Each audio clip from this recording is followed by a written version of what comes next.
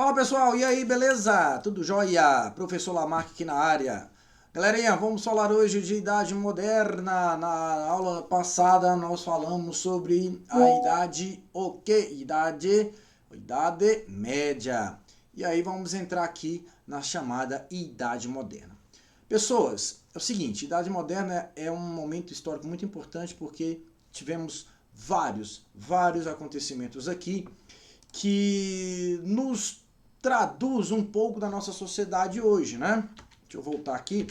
Que é, por exemplo, o renascimento cultural, as grandes navegações, o absolutismo monárquico, né? A formação dos estados nacionais modernos, a revolução científica, o mercantilismo, a reforma protestante, a revolução inglesa, o iluminismo e a revolução francesa. Vou tentar aqui fatiar o vídeo para a gente fazer em parte 1, parte 2. Fechou? Então vamos começar com o renascimento cultural. Galera, é comum um tema no Enem, beleza? O tema aqui é muito comum no Enem, cai bastante sobre a visão do humanismo, sobre a importância dos senhores Leonardo, Michelangelo, Maquiavel, né, que também Maquiavel está aí, mas ele vai ser citado lá embaixo quando a gente começar a falar também de absolutismo. Então, os chamados tartarugas ninjas do Renascimento. Então, o que é importante você lembrar? É um renascer, é um resgate. É resgatar o quê? É resgatar o conhecimento greco-romano que foi ali, ó, meio que fatiado, né? Ou seja, ele foi ali escondido durante toda a Idade Média. Então, esse é o primeiro ponto, é resgatar esse conhecimento. Onde que essa coisa acontece? Na região da Península Itálica. Mas por que na Península Itálica, professor? Porque quando a gente fala de renascimento urbano, quando a gente fala de renascimento comercial, as principais regiões mercantis que a gente tinha na Europa acaba sendo, após as cruzadas, a região de Gênova e Veneza, que eram as regiões que vão controlar o comércio e o fluxo de mercadoria na região do mar Mediterrâneo. Então essas cidades elas se tornaram importantes polos econômicos, né, polos urbanos, e a partir dali eles tinham como inspiração o passado, o quê? O mundo romano.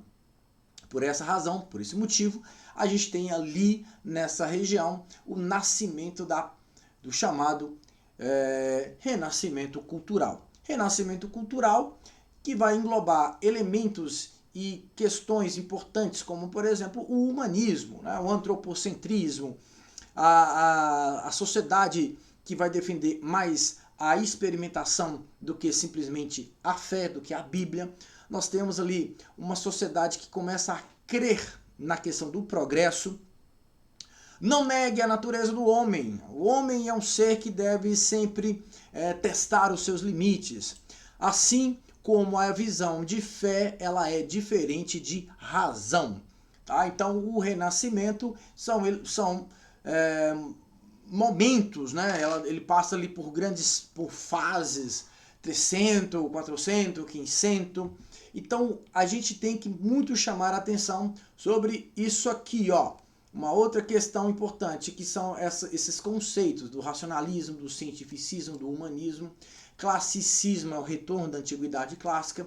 Individualismo e ó, antropo, o homem no centro das coisas. Fechou? Isso é muito importante pra gente. Nomes que os senhores já conhecem muito bem, Leonardo da Vinci, Michelangelo, Rafael, os caras que destacaram aí na questão das artes plásticas. Mas também o Renascimento ele está em outras áreas, como por exemplo na literatura, né? Shakespeare, Cervantes, tantos outros que a gente pode estar citando aqui, ó, como também vamos falar lá na frente de Camões, quando ele escreve pra gente aqueles versos que vocês já ouviram tanto, né? Ó mar salgado, quanto do teu sal, são lágrimas de Portugal. Dessas figuras renascentistas aqui a gente vai ter o despertar lá na frente das ciências, como por exemplo Galileu e Copérnico. O que foi o mecenato? É importante saber isso? Porque eram esses caras aqui que financiavam os artistas renascentistas para pintar, para promover alguma obra, tá? Então o mecenato vem de Caio Mecenas, que foi um cara lá do mundo romano. Fechou? Tranquilo?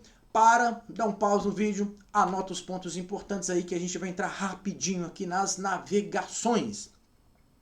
O que veio a ser as grandes navegações? Bom, o grande objetivo delas era em busca de ouro, ou melhor, perdão, de especiarias. E onde que estavam essas especiarias? Estavam no Oriente, né? Estavam nessa região aqui das Índias. Gente, após as cruzadas, né, nós temos um fluxo muito grande de mercadorias dessa região entrando dentro da Europa. E aí, o que eram essas mercadorias? As mercadorias eram as especiarias, os temperos, né? E quem controlava esse fluxo, essas mercadorias? Duas cidadezinhas que estavam aqui na região da Península Itálica, que era a cidade de Gênova e a cidade de Veneza. Só que essas cidades passaram aqui a ter um monopólio, controle comercial desses produtos na Europa. O mar Mediterrâneo, a gente fala, né, que estava ali tomado por essas cidades. Então elas tinham esse controle aí. Então o que se espera? Encontrar uma rota alternativa para chegar ao Oriente. Pensou-se inclusive em uma rota aqui terrestre, né, que passava aqui pelo norte da Europa, mas inviável pela distância e principalmente pela quantidade de produto que era transportado. Mas aí veio Portugal, né, com algumas questões importantes. Foi o primeiro país a se tornar país mesmo, a centralizar. Uma burguesia ali que tinha um espírito aventureiro muito grande, apoio da Igreja Católica, da própria nobreza, e aí encontrar uma rota alternativa para chegar ao Oriente. Então a rota que eles veem era navegar a partir aqui do Oceano Atlântico, conhecido como Mar Tenebroso. Já que eu estou de frente para o Atlântico, vamos navegar em direção ao desconhecido. É importante lembrar também que eu estou falando de uma sociedade que ainda está relacionada àquela visão ainda muito mais o que ligada à cultura medievalesca do que de fato moderna. Que é isso, professor? Eles tinham medo de navegar aqui e cair em direção a um grande abismo, um grande buraco. Os portugueses, então, eles têm a visão de chamar isso aqui, descer aqui a costa africana e promover o chamado périplo africano, né, que é contornar a África, a costa da África, até chegarem às Índias, a chegar ao Oriente. Desse lado daqui, eu tenho um mapa, né, que vai remontar para a gente um pouco, né, dos primeiros tipos de mapa, né, as chamadas cartas náuticas que eles tinham para ter uma orientação, baseado principalmente lá no Marco Polo. Os portugueses, né, foram os primeiros a chegar às Índias, né, 1498, né, nós temos aí a chegada do senhor Vasco da Gama, que teve aí a oportunidade de encher os seus navios e ter um lucro assombroso com essa primeira viagem. 1500, Cabral tinha aí a intenção de fazer essa mesma viagem, mas acabou chegando aqui. Explica-se por quê. Justamente porque em 1492 os espanhóis chegaram aqui com Cristóvão Colombo, um genovês, que tinha uma visão diferente. Segundo ele, se eu navego em direção ao Oriente, né, vou reto, eu vou chegar do outro lado, porque ele acredita na esfericidade da Terra. Então navegar para cá, eu acabo chegando aqui, e aí eu começo a achar um lugar para me chegar nessas regiões aí. Então essa era a visão que os espanhóis tinham. Só que aí, em 1492, ele acaba chegando aqui. E aí a gente tem aquela questão da divisão do território, né? Primeiro a bula intercoeteira e depois o Tratado de Tordesilhas, 1493, que foi essa aqui, e a segunda, 1494. Consequentemente, Portugal, ele tenta aqui uma visão aventureira se existiria terras para ele dar continuidade ou parar em algum lugar para continuar a sua viagem às Índias. Logo, ele quando chega no Brasil, ele só confirma aquilo que supostamente eles já tinham levantado da possibilidade de ter, de fato, que terras. Olha lá, absolutismo monárquico. Né? O que veio ser absolutismo? Absolutismo é uma política criada a partir da unificação dos Estados nacionais. É um modelo político, uma prática política. Quando falamos de feudalismo, nós falamos lá que havia a divisão dos feudos, né? Os feudos eram divididos, né? Você tem um reino e você tem a divisão daqueles feudos, feudo A, B, C e D. Porém, com o renascimento comercial, a classe burguesa, né, que mexia com o comércio, os chamados mercadores, esses caras tinham um problema quando eles saíam de um feudo e entravam no outro. Por quê? Porque quando sai de um feudo e entra no outro, você paga ali o quê? Um pedágio. Aí os burgueses, cansados de pagar tantos pedágios, chega para um feudo que era o senhor feudal maior, né, o feudo maior, que determinava o poder, e falou com ele que Por que ele não unificava todos esses feudos e criava um único feudo, né? Um único reino? Aí esse senhor feudal fala assim, pô, mas eu não tenho grana. Não tem problema. É grana que o senhor precisa para financiar um exército? Nós temos, te emprestamos, te damos aí, mas é importante que a gente dinamize o nosso comércio. E por essa razão, a gente tem um jogo de interesses entre rei, entre a burguesia e a própria nobreza. Para a burguesia era interessante unificar território, era interessante para ela consolidar e unir pesos, medidas, né, formas de medir as coisas. Então, para a burguesia era interessante. Aí tem o que a gente chama de formação dos estados nacionais. Nesse aspecto, quando você tem o que a gente chama de formação dos estados nacionais, nós temos também a formação de um elemento importante que é o antigo regime. O antigo regime, ele estabelece características políticas e econômicas. A característica política do antigo regime é o absolutismo. A característica ou a expressão econômica do antigo regime é chamado de mercantilismo, eu falo depois. Agora, o absolutismo quer dizer que esse senhor feudal ele vai concentrar poder nas mãos dele. Então é um único camarada que vai governar isso aí. Então por isso ele tem poderes nas suas mãos. E para isso acontecer, muitos teóricos vão justificar o poder desse cara. Por que ele tinha poder?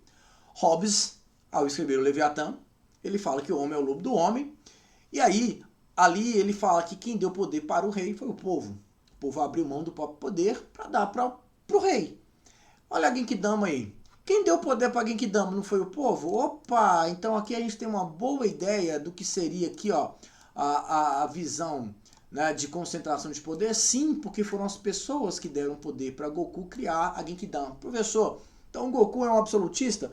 Então, gente, fazendo essa metáfora, sim, porque ele vai concentrar, ao fazer a Genkidama, ele tem o poder, inclusive, de destruir a Terra. Né?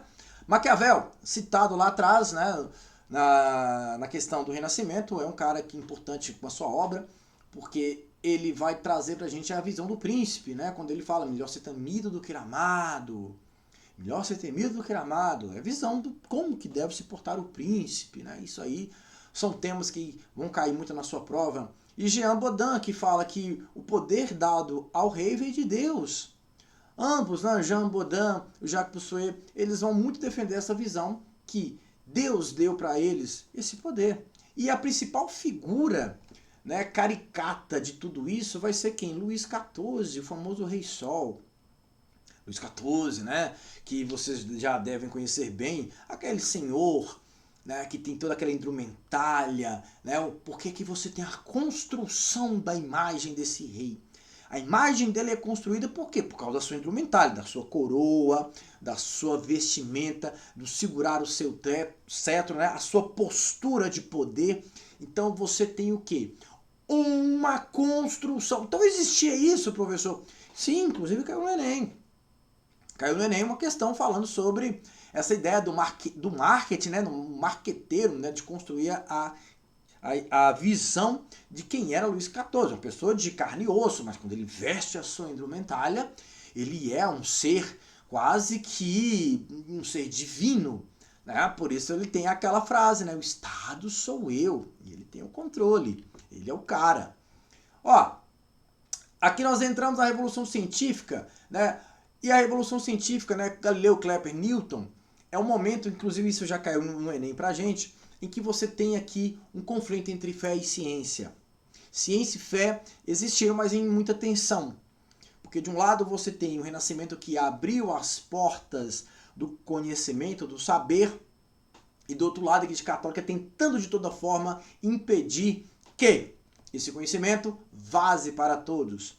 Então nós temos dois momentos muito importantes, muito peculiares aqui, onde fé e ciência elas estarão ali em certo conflito. Chega um momento que elas andam juntas? Sim, em muitos momentos elas acabam andando junto. Algumas coisas que os senhores devem lembrar, aqui nós temos a teoria do geocentrismo, onde a Terra é o centro do universo, que é característico lá da Idade Média. E aqui a gente tem o Sol, mas aí a gente vai ter um elemento, né, que vai ser criado a partir da concepção de Galileu, a partir da concepção de Copérnico, onde que o Sol é o centro do universo, e estabeleceu o princípio da teoria do heliocentrismo. Beleza? Gente, e aqui a gente vai falar rapidamente sobre o mercantilismo, que é o que? A expressão econômica do antigo regime. Beleza? O mercantilismo é a expressão econômica do antigo regime, que tinha como objetivo o entesouramento do Estado, acumular bens como ouro, prata, né, os metais preciosos. Estabelecer sempre balança comercial favorável, onde as exportações daquilo que manda para fora deve ser maior do que aquilo que vem, que eram as importações. Princípios para isso acontecer: criam impostos, barreiras alfandegárias. Portugal e Espanha, a gente tem elementos muito importantes para a gente falar disso aqui. Portugal e Espanha tem como característica o mercantilismo, que a gente vai chamar aqui de vocês lembram? Não? Que era o metalismo, que é acumular ouro e prata. Então, o metalismo era a base do pensamento mercantil em Portugal, ok? Vou parar por aqui, porque eu vou dividir esse vídeo, vou dividir esse tema. Valeu, gente, muito obrigado. Não esqueça de deixar o seu like. O senhor deixou o seu like, o senhor fez o compartilhamento? Não, faça isso, por favor. Não deixe o professor falando sozinho. Eu preciso muito do engajamento de vocês para a gente estar continuando a trazer sempre conteúdo aqui toda semana. Beleza? Abraço para vocês, fiquem com Deus e até a próxima aula. Valeu! Dúvida? Deixa aqui pra gente, hein? Eu gosto de responder suas dúvidas. Vocês ajudam aí.